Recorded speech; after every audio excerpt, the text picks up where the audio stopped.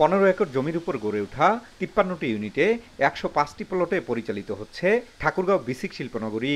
বরাদ্দকৃত প্লটগুলোর মধ্যে 6টি এখনও ফাঁকা, আর বেশিরভাগই গড়ে তোলা হয়েছে চিরামুড়ি ও প্লাস্টিক সহ বিভিন্ন খাদ্য ও নিত্য প্রয়োজনীয় পণ্য তৈরির কারখানা।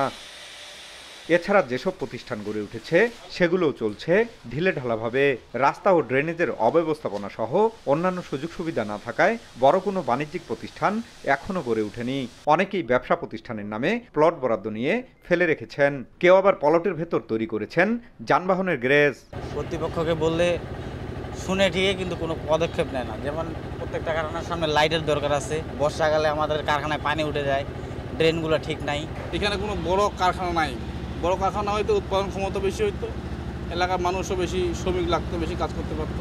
বড় বড় শিল্প প্রতিষ্ঠান যদি আসে তাহলে মানুষ কাজ করতে পারবে। অব্যবস্থাপনার কথা স্বীকার করে বরাবরের মতো দায়সারা জবাব সংশ্লিষ্ট কর্মকর্তার।